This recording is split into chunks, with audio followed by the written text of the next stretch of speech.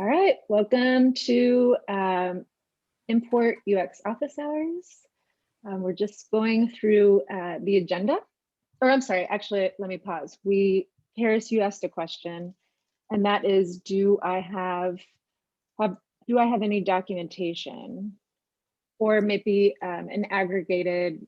Oh, you were asking about, should we schedule some of the UI improvements, or should we take a milestone or two to work on them? And I was wondering, what is that list of UI improvements? Is it? I'd like to review it. It is a work in progress. So let me just share a link to you. Because I think we can answer that question once we have an idea of like what exactly are we talking about, like how much, and so what's the value, what's the effort, and then the value and the effort would then tell us sort of if this is going to bubble up sooner or later. Should we take a whole milestone? Like, is there a lot of value and just a lot of effort needed, therefore we need to take a milestone, or can we just schedule this in? So it kind of depends. So perhaps I spend time, like a couple of weeks, going through, maybe not a couple of weeks, that's long, but spend time going through the UI a few days and just start making issues relative to those changes. And then we can determine, okay, it's going to take half a milestone to get all this done versus maybe start with an epic and then make sure that they're all in one epic, and then we can review them, we can prioritize them, we can assign, like severity, priority, things that will help us sort of see, what should be done, what shouldn't be done. And I think that's probably a good start. So once we get there, I'd like to take a look and definitely want to make sure we improve. Let me share an example. Nope. Okay, yeah, that's it. Of what Rihanna shared during our weekly meeting.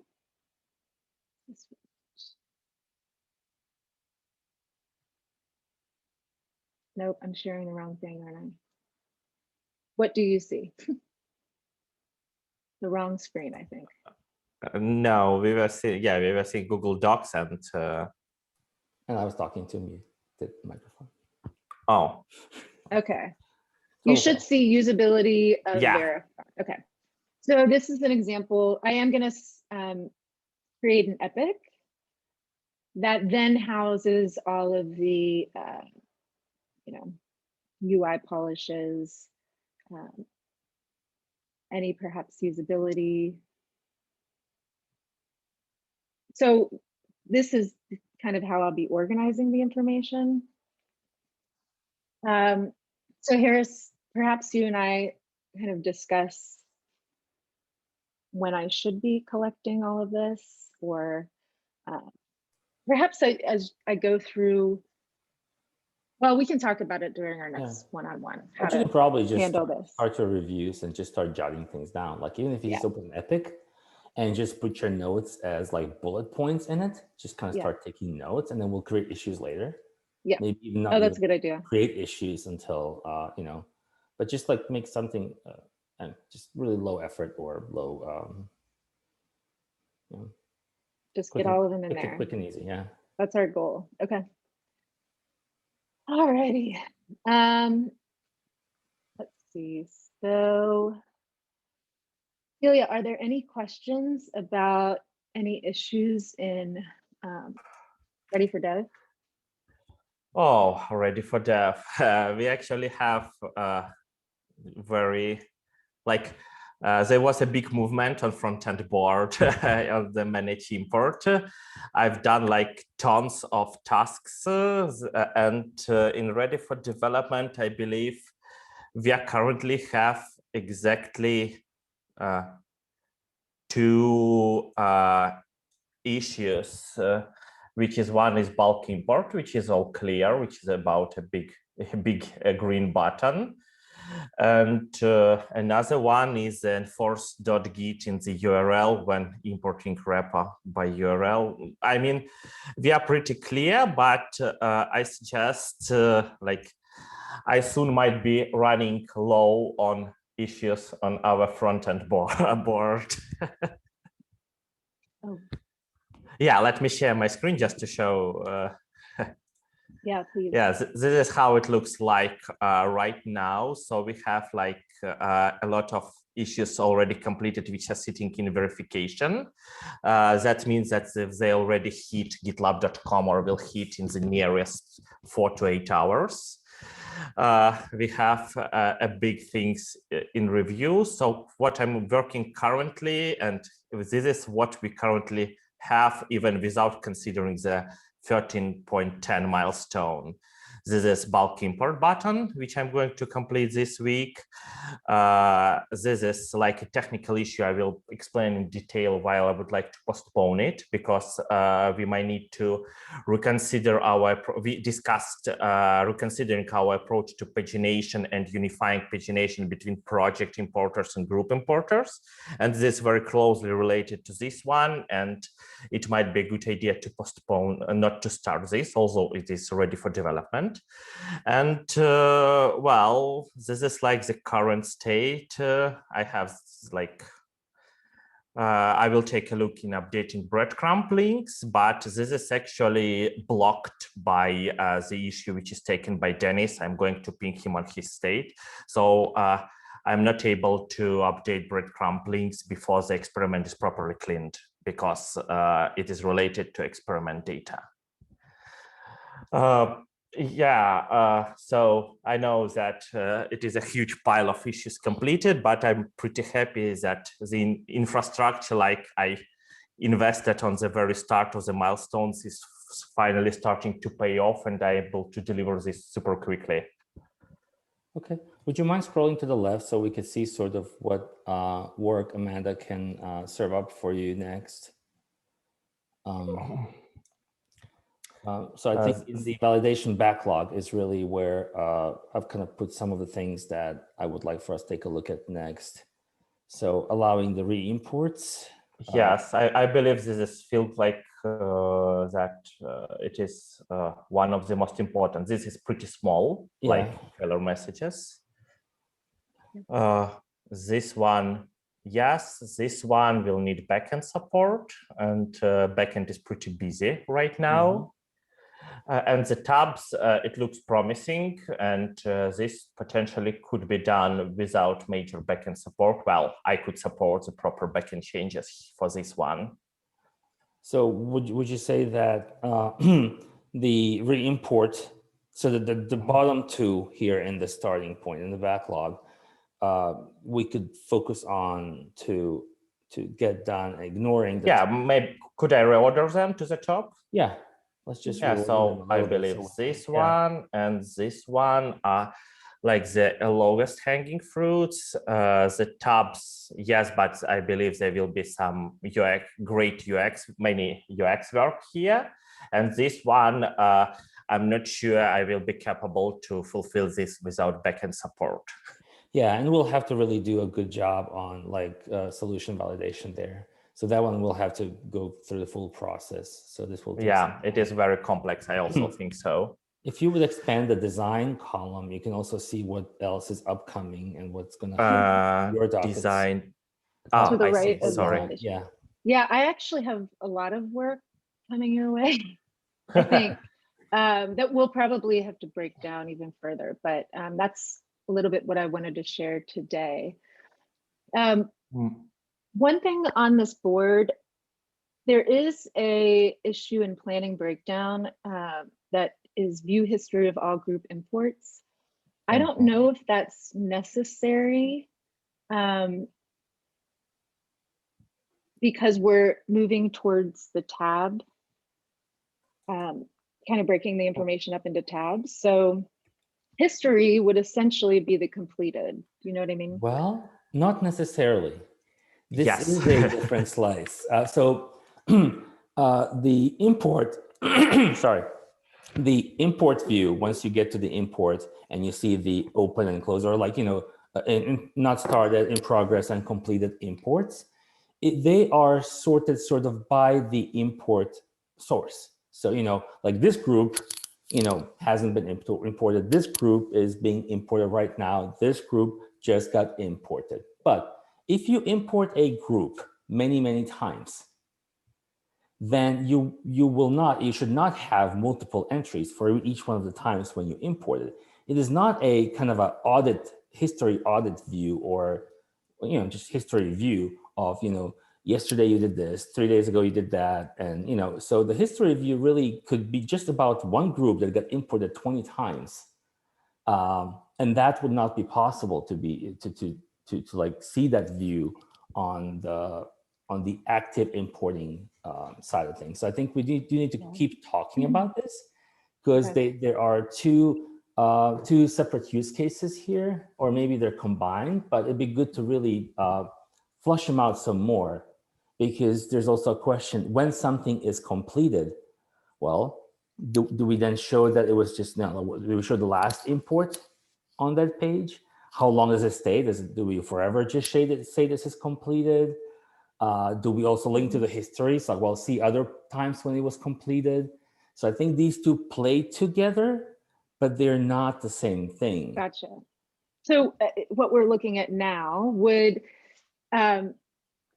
somewhere in the UI say that this has been imported or re-imported 20 times, or does that information need to be there? Or if I wanted to see that, I would sort or sort by source group, or I would group by source group. If I had like all my table, magic table stuff, I would say, hey, group this by source group, and I can see all the imports by, so I can see like all of the imports for a single group in one block, right? Oh, in one block, okay. I would see in one block, because I would sort by source group. So every time I imported my special group number 1, if it was 20 times and it was on 20 different pages, if I sort by that, I'd be able to do that. If I filter by that, I may be able to just see that group filter down and just all of the imports sorted by time for this particular group. Gotcha. Where you would only see, speaking to your point, for the user view or the non-history view, that would just have a single line, because when you re-import, you don't need to know that you re-imported. And if that group was deleted from the source, so let's say delete group 1 from the source, it's no longer available to be imported. You go to the import view, that group will no longer ever show. You can never even see that it got imported, because it's just not something that you can do anything with. However, you go to the history and you can see, oh yeah, this group got imported many times, or it got imported a long time ago, but it's no longer available. But look here, we actually imported it 3 days ago or 3 years ago. So there's a historic view of kind of, this is what happened over time. Whereas the straight import, like when you land there, it tells you these are the things available on the source right now, and here, act on them, import 1, import 3, or whatever. All right, makes total sense. Yeah. Thank you for explaining that. Small suggestion I would like to make, just from what I see on the screenshot. It is always important to remember that the source group will need to include the URL, the full URL of source, because the source could be different GitLab instances, and having just group name and group path is not enough. So it should be like gitlab.private.com/GitLab or group 1, because it's important, I believe, to see from what we even visually see from what instance the source group was coming. Oh, okay. That makes sense. And I think it also might be good to just go and try to iterate and find out the MVC here, so that we can start getting feedback on this. So build the simplest history page, maybe even with the data we currently have. Like, I wonder if there's anything that we currently have that we could show, so that it would be the smallest iteration of, hey, this is the smallest history view we can have. And then we can then figure out how to grow it to this full history view. Gotcha. Yeah, at least like this will also need a hand from backend there, because at least we need to understand, like, as the very first iteration, to show only imports done by me, because I believe only admin should be able to see the imports done by other users from security perspective. We did have a discussion on that, and I think there was some kind of a compromise where we could show that something had happened but not provide the data about it. and we could rehash that, but I feel like it would be important for me to know that somebody in my org already imported this, even if I can't access. I see, but in that case, it should be configurable on instance level, because imagine seeing everyone's history on GitLab.com. Yeah, true. And so maybe there's a filter that, it's like show all or something like that, like we have with some of the other things. You start with show mine, and then you uncheck that, and that's like show everything. No, I mean that I believe the instance admin should be able to configure it, because like we definitely don't want to show other people's imports on GitLab.com at all, because any information we expose might be a security and confidential issue, even the group URLs, instance URLs, any information. Mm-hmm. You're right. I think the discussion we had was more on the action screen, where we're both looking, you and I are both looking at some source.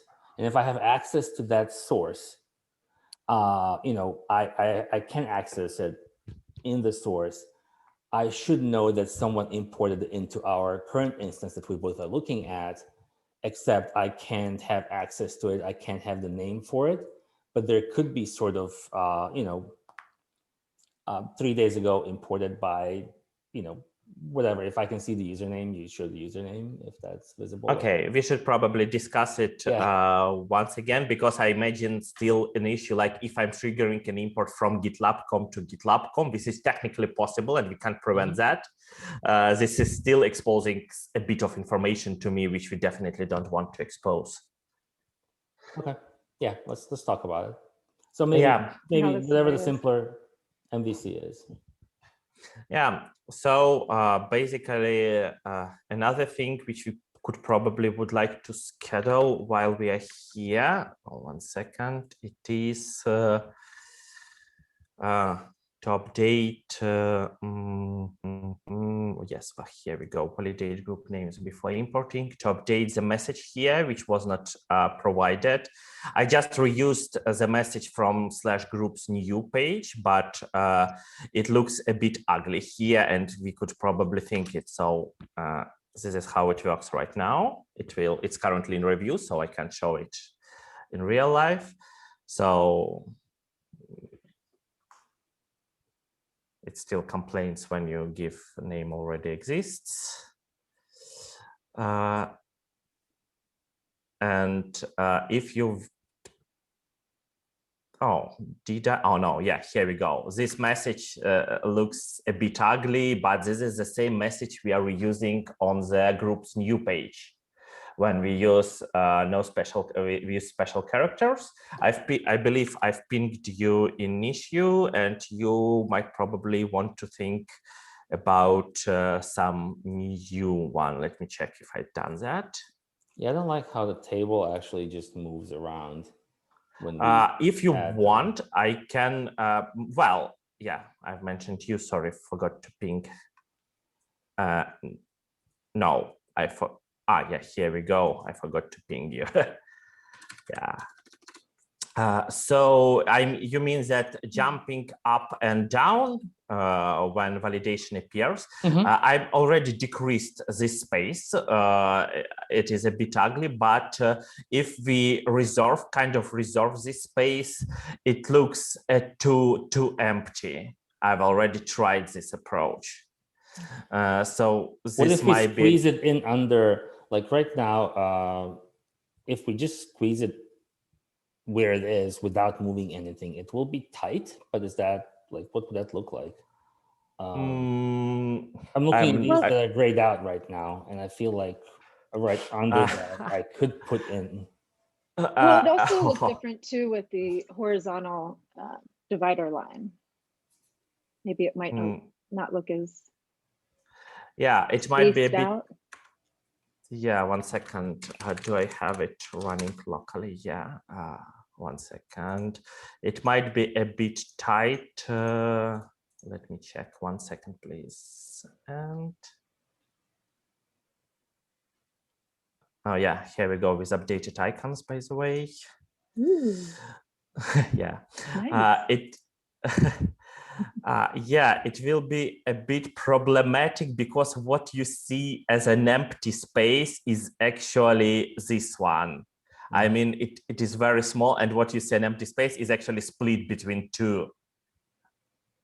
So I'm not sure we will be able to fit in there. Well, can we change the margins to lower the margin at the top and increase at the bottom so we have a more disproportionate, like it will still be the same space between the two lines, but actually that space below will belong to the line above and not push as much. Yeah, I see what you want. Let me just, it is very quickly to try. So we need or if we increase the table height, or I'm sorry, the row height, I wonder if that would. It is up to you. It feels for me a bit too wide. I mean, it is very hard when you have 50 issues, 50 groups on the page. So I want to be it compact if possible.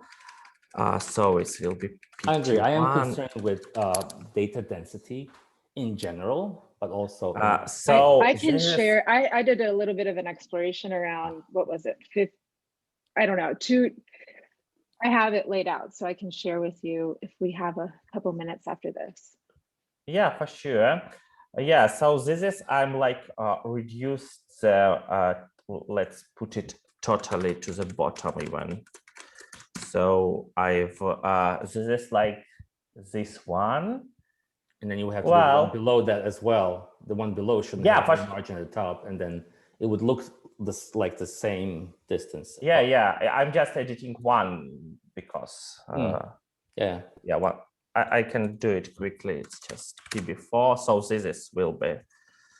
So this, in that case, we will have enough, kind of enough space, I think. But everything doesn't align when you do that. So yes. I'd rather see horizontal lines. We can still align this, right? This alignment could be done.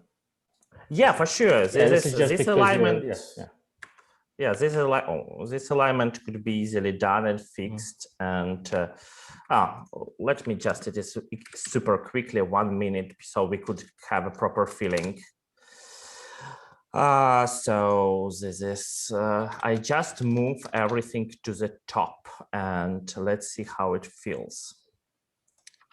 I mean, and then we can trigger the validation and see how it fits in there. Trigger the validation, yeah. But do you see, oh, I'm sorry. Yeah, for sure. The drop-down field and the text field now are a little, like the baseline is on the bottom. Like it just doesn't, it's not centered within the with the rest of GitLab. Yeah, so I hesitate to do that because it doesn't follow. Well, we would still align everything. Like in the end, we would need to everything will be center aligned, right? Yeah. Yes. Yeah. 1 second. I just need to. Oh, I thought you meant just. Oh no. I meant the entire row. The margin would change in such a way that it reserves the space below, as opposed to half a space above and half below. Yeah. That would allow for validation to fit there, hopefully. And yes, it'll be aligned, just top aligned as opposed to center aligned on the row. Oh, 1 second, and we should be ready to see that. Git switch.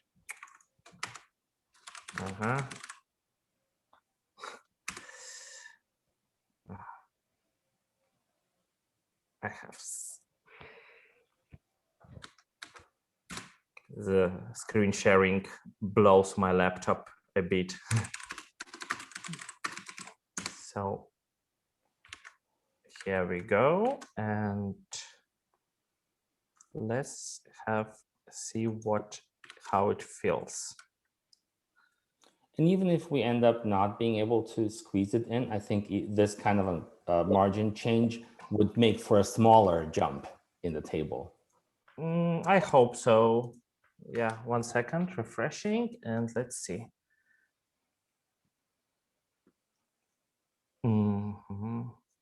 So because find one where you can type, yeah, I've also was kind of super confused with this one.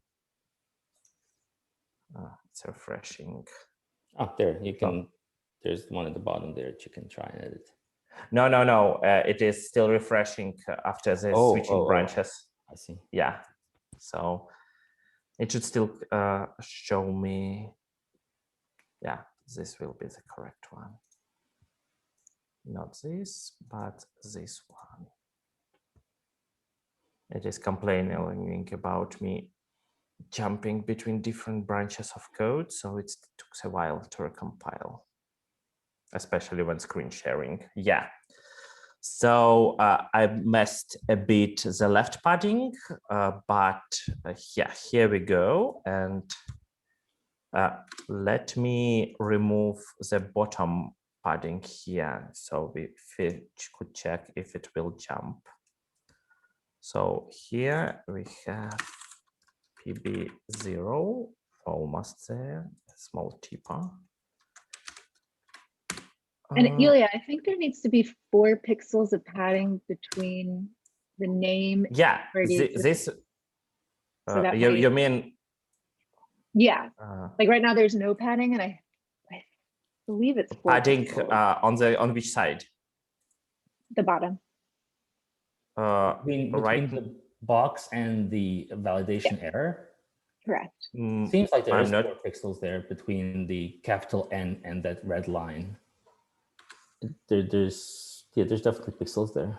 Not sure how many. Yeah, 1 second. It looks a bit weird, at least for me. So what you want is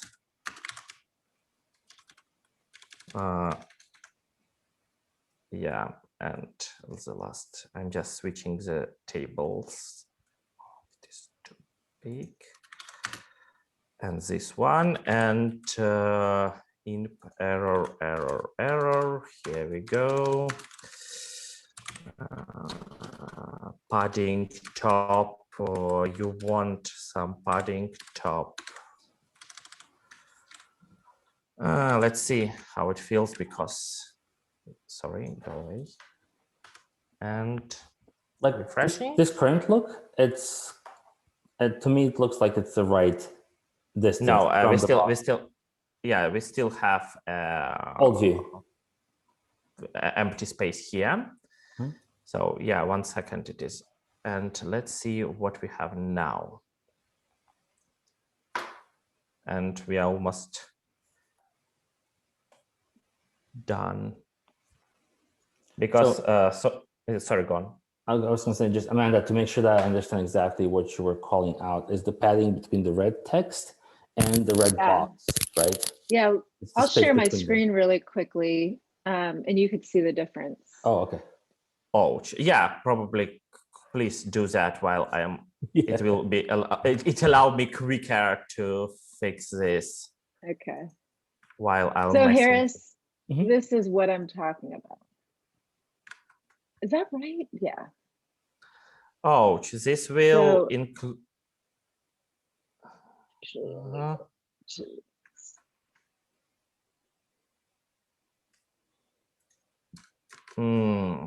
That will be painful one, because it will still occupy additional space in our approach. Do you need to have between the text and the box?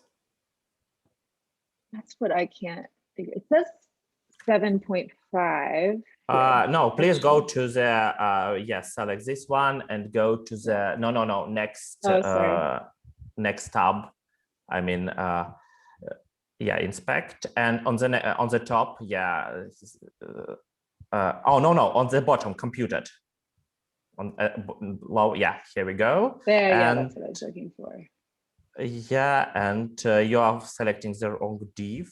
It doesn't. Yes, it has. Here we go. 7.5 margin on top. It is basically 7 pixels, 8 pixels. I like the 4 pixel margin much better. But we can't. I mean, we have to follow the pajamas. Okay. I don't think we can make our own unless we have valid, Well, so what does the pajamas say about the table jumping every time we we enter validation? Like, is it supposed to change? Like, is it supposed to recalculate the table's positions? Or is it fixed? I believe we do not have. Yeah. We're the first to do validation in a so then we table, can make up our to own my rules. knowledge. Yeah. What about the text size? You know, can the text be smaller at all? Or is does it have to be the same size as the field name? 13. So it's 14 pixels. I mean, maybe 12 pixels.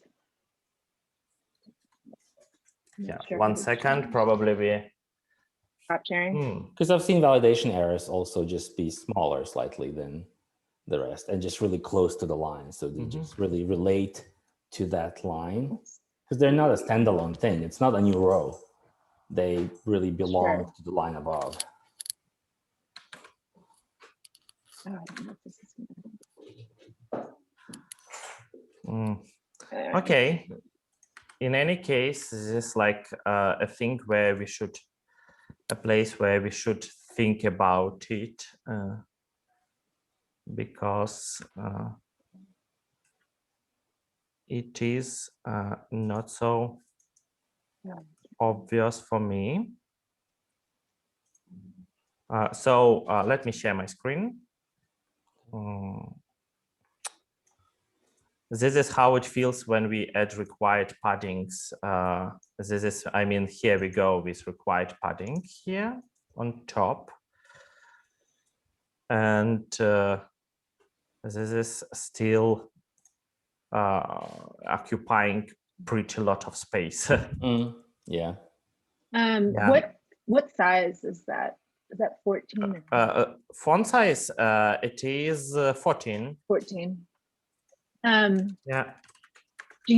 I mean, could we put in horizontal dividers, or would that be just because I'd like to see that?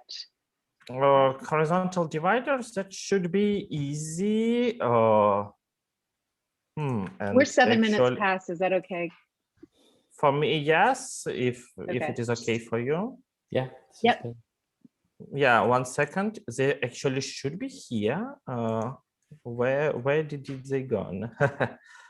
I see the proper class border, bottom border.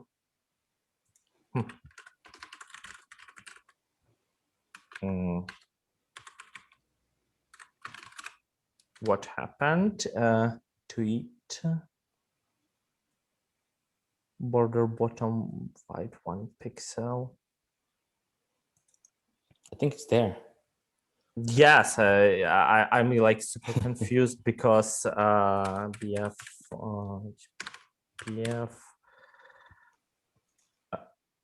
oh, I mess with colors, but it should be there. It's super weird. Border bottom. Yeah. That's gonna screw up our alignment, isn't it? Yeah, for sure. It's because I moved everything to top. Yeah. We need to add more space between the lines to sort of make space for the line. Like the line itself needs its own margins. Yeah. Especially bottom margin. So we just need margins on both sides, yeah, because it can't touch any elements. Yeah. It has to have its own little space. I know. I'd like to maybe consider using font size 12 and the vertical padding 4 pixels versus 7 and see how that looks and then go fight for it. Because this is different. I mean, this isn't really in table and you can have a lot of these. Like you can have a lot of these failures just in a table.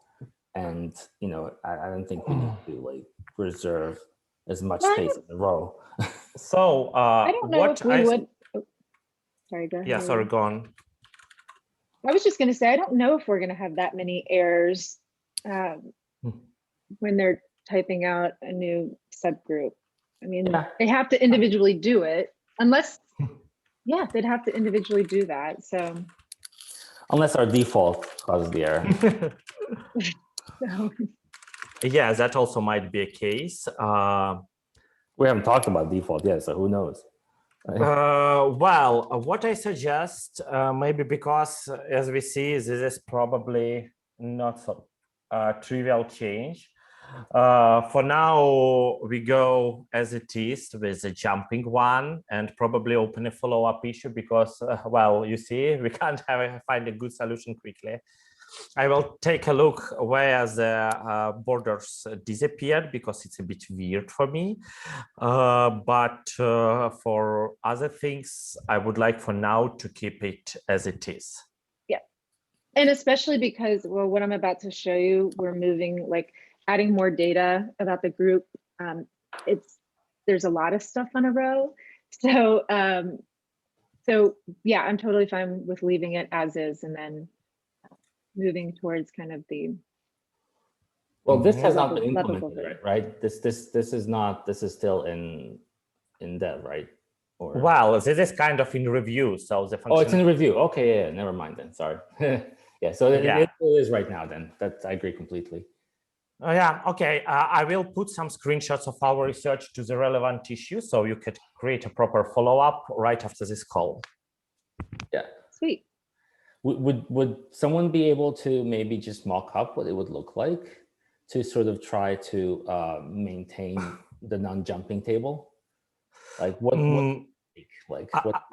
I have no idea how it should look like, so I can't implement that. Okay. Yeah, I can certainly create a design for it.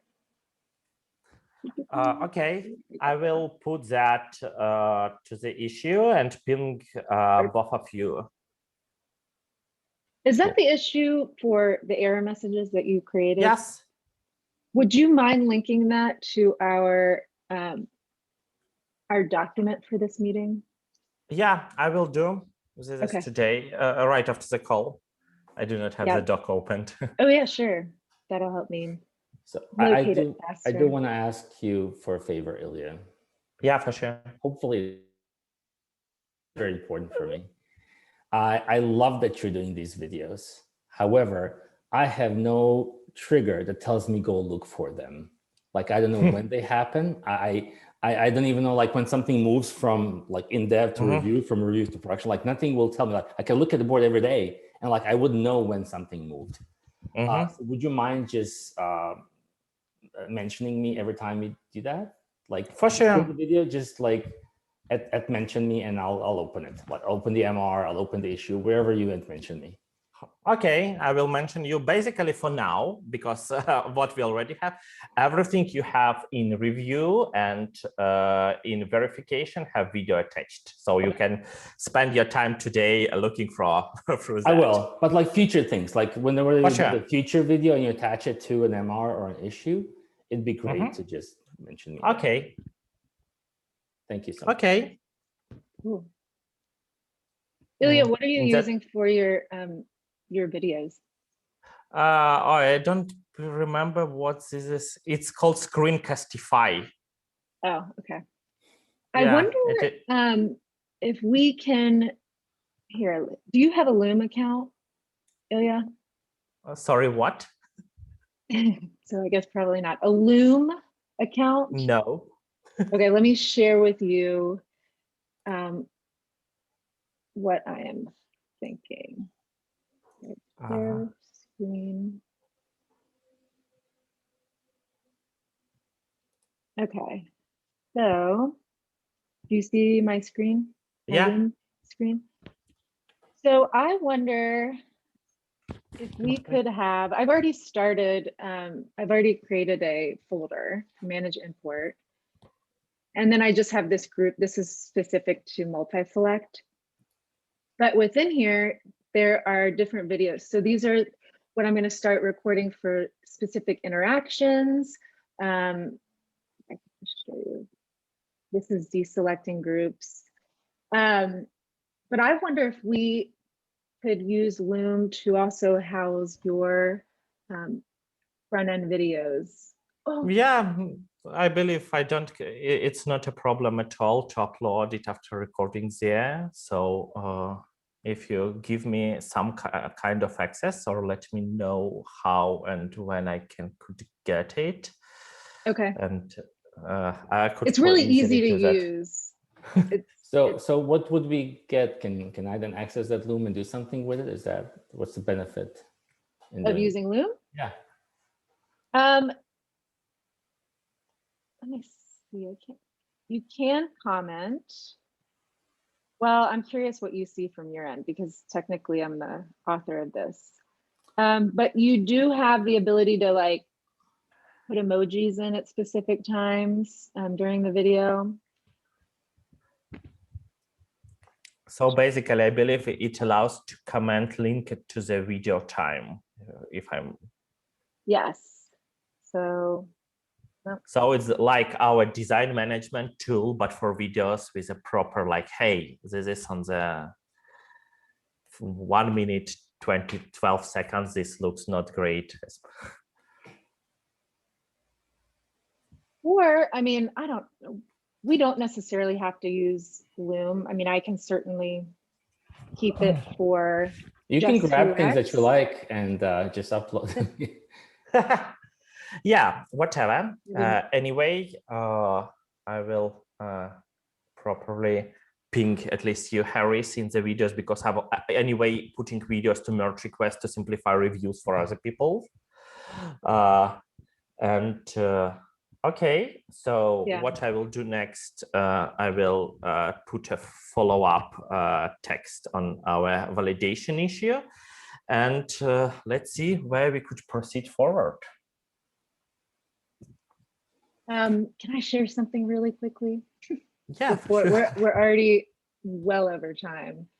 But I just want to, just share what I've been working on. So, actually, let me go. So this is specific to selecting multiple, so like the checkboxes. Oh, daggone it, do I not have the, shoot.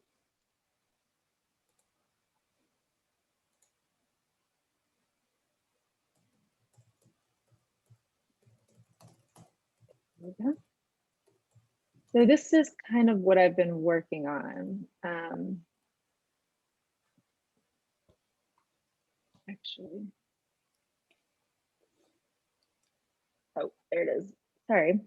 So this is essentially all of the actions you would take to do a bulk import. So, and I've linked the videos to, well, I will be linking the videos. I need to redo them, and I'm having a hard time with creating I'm having a hard time creating the fourth video. So once those are finished, I can upload them to the file, or I'm sorry, the issue. I won't go through these specifically, but what I'm going to start doing also is putting in, because I feel like the UI is, constantly changing. So in order to reduce confusion, or I'm going to put in kind of, I guess, just block out where the information is that isn't pertinent to the issue, if that makes sense. Yep. Yeah. So I'll go ahead and post these, since we're running out of time, to the issue. One thing that I really want to quickly talk about is, so, multi-select, you could select, obviously, single rows. This would change to 0 selected to the amount, and import selected would become the call to action. What I'm thinking for future, oh, let me point this out. You could also import a single row by clicking the import button. What I think we should do for the future is, in this case, I have 103 selected. I want to re-import those. So I'm able to select from the dropdown, re-import selected. That would mean, and I also think we could get rid of the import buttons per line, because we could just have them select here, and then they can click import selected. Does that make sense? I love the idea of getting rid of those buttons. They were a crutch all along.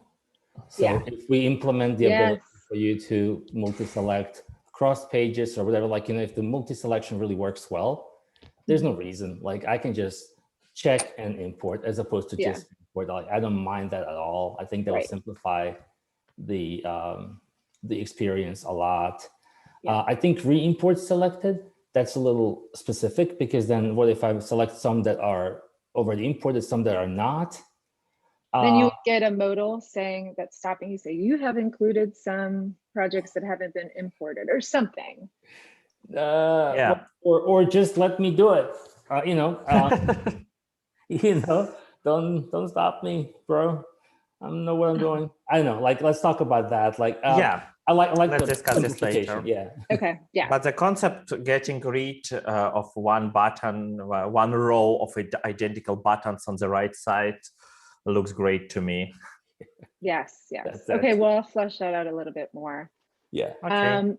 And let's see. The next one is table header, which I can talk to you, Ilya. I've already been talking to you in the issue about that. Yeah, I saw it. I will think about it. I saw your pin yesterday or today. I don't remember, but I need to think about it, and I will think today. Okay. Yeah. All right. I think that's it. We only went almost 25 minutes over. Yeah. I might extend this if you guys are okay with this, just 15 minutes. So making it a 45-minute meeting. I'm okay with that. It's okay for me, but I believe that with group import progress, we will have more things to review on UX side to discuss. Yeah. So it's okay for me. Yeah. I really enjoyed these sessions. So yeah. Me too. Thank you. They're super helpful. All right. Well, I think I have a lot to work on. This was really helpful again, but yeah, you all have a good rest of the day, and we'll see each other soon. Yeah. Bye. Bye. Bye.